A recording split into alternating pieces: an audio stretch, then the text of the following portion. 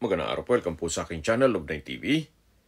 Patalasasan po, meron po ba kayong mga properties na napapapayaan or non-performing assets? Plan nyo ibenta, pero wala kayong oras sa pagbibenta nito. Kung ito'y pagkakatiwala nyo po sa amin, tawag lang po kayo sa aking numero, usap po tayo, gawan ko po ng video for free. Yes, libre po, wala po kayong babayaran. Tutulungan pa namin kayong mabenta ang inyong property. Kami na po bahala sa marketing, sa boosting or paid ads. Even sa tripping, hindi na po kayo mapapagod sa pag-entertain ng mga buyers. Kami na po bahala sa lahat. Tawag lang po kayo. Nandito po tayo ngayon sa GMA Cavite kung saan meron po tayong bagong video presentation. Isang commercial residential property na 3-story building. May lot area po ito na 300 square meters. Ito po titulado. Kaya wala po kayong maging problema sa documentation o sa transfer ng title. Maayos pa po ang structure nito. Konting hilamos na lang sa pintura. Dito po sa baba ay meron pong commercial space. Then, meron pong driveway na high ceiling. At sa dulo po nito ay may warehouse. Samahan niyo po ako. Pasok po tayo. So, ito po yung tinutukoy ko na driveway. Hanggang sa dulo po yan. Kahit po malaking truck o 10-wheeler truck ay kaya pong pumasok dyan. Then dito po sa side na to ay meron pong mga rooms, may office na possible din na paupahan nyo once na ma-acquire nyo ito. Ang kagandahan po dito sa property, ito'y owner's built kaya hindi po tinipid. Then naka-design to para sa 4-story na kung saan may roof deck po sa taas na pwede pong gawing events place. Yan po yung mga rooms na yung isang kwarto ay ginawang office, yung sa dulo ay commercial space, at yung iba naman ay ginawang stock rooms.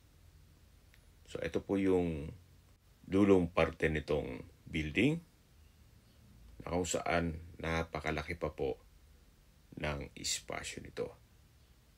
At sa likod po nito ay yung main road na connecting bypass road. GMA Dasmariñas Bypass Road.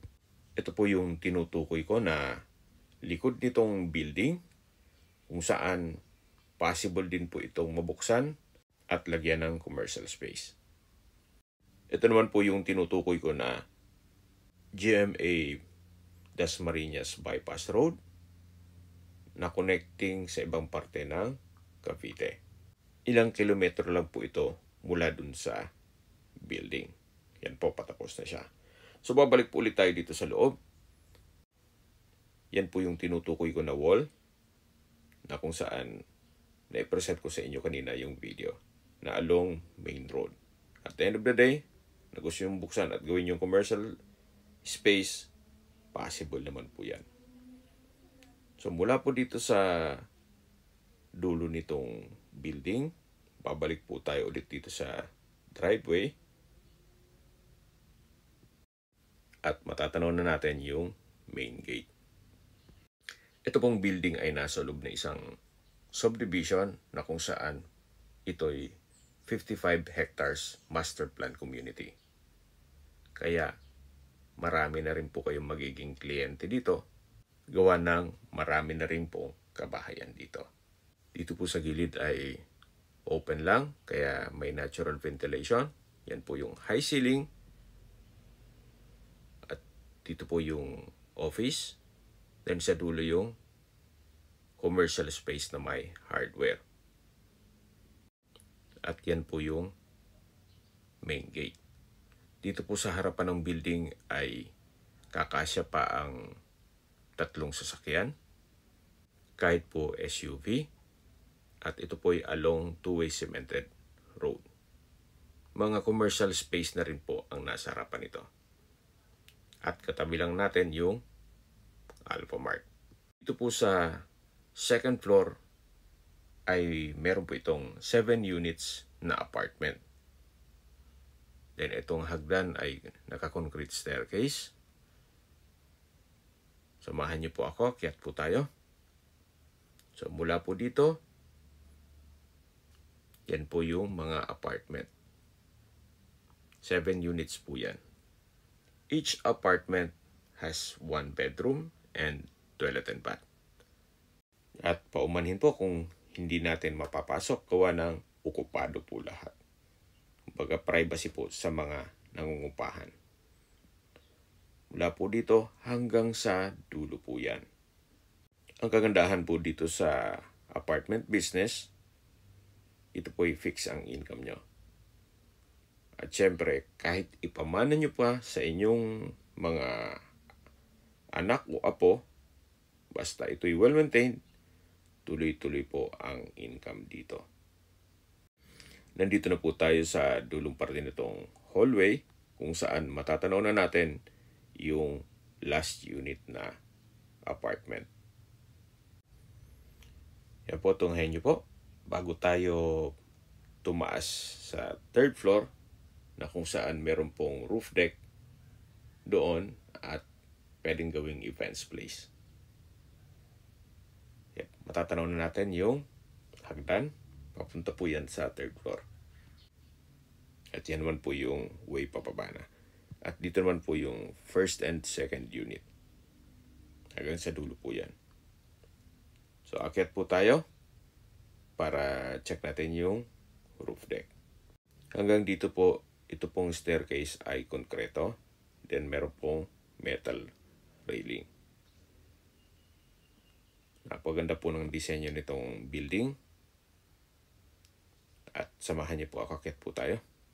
Dito po sa roof deck ay marami pa po kayong pwedeng i-project. Actually, naka-design to hanggang 5th floor.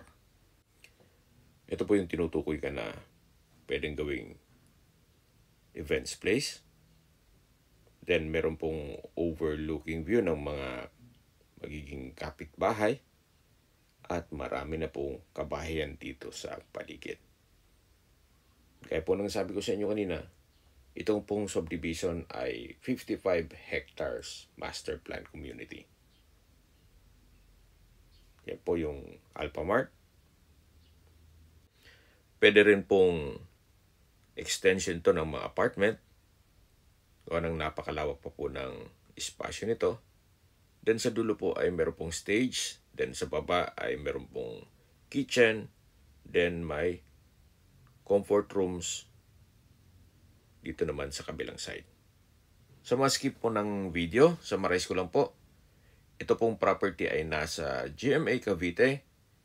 Ito po ay 3-story building na may commercial space sa baba. Then may 7 units apartment sa 2nd floor.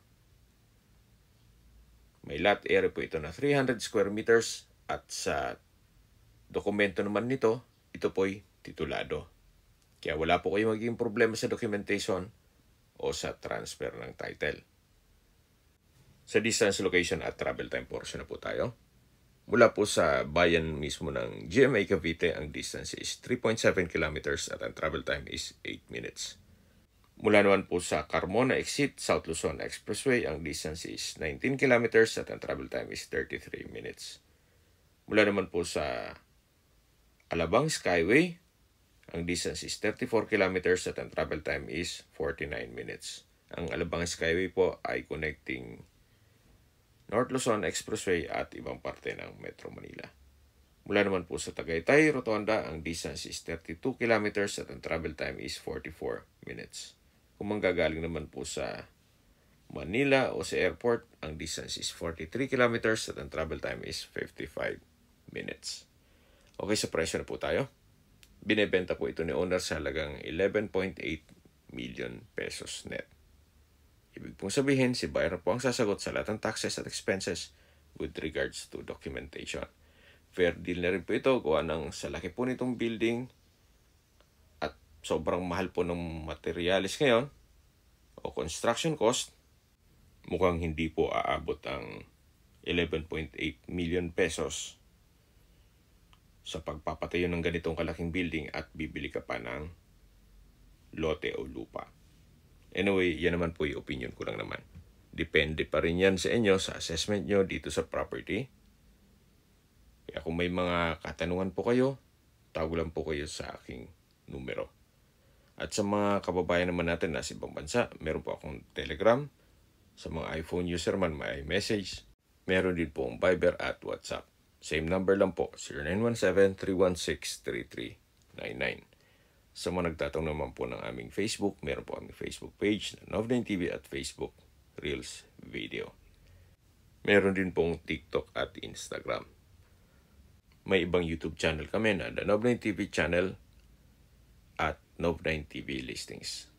Sana po naibigyan nyo ang video presentation. Paki-like and subscribe na po sa aking channel para ma-update din po kayo sa aking future listings. Kung sakali po hanap nyo yung mas malaking sukat na lupa, meron din po kami ibang listings na pwede nyong pagpilian. Huwag po kayong mag-atubiling tumawag sa amin, then let us know your budget para malaman namin kung anong property pwede namin i-alok sa inyo. Sa lahat pong viewers, subscriber at nagtiwala po sa amin, salamat po sa suporta. Ingat po kayo lagi at ating pamilya. Maraming salamat po.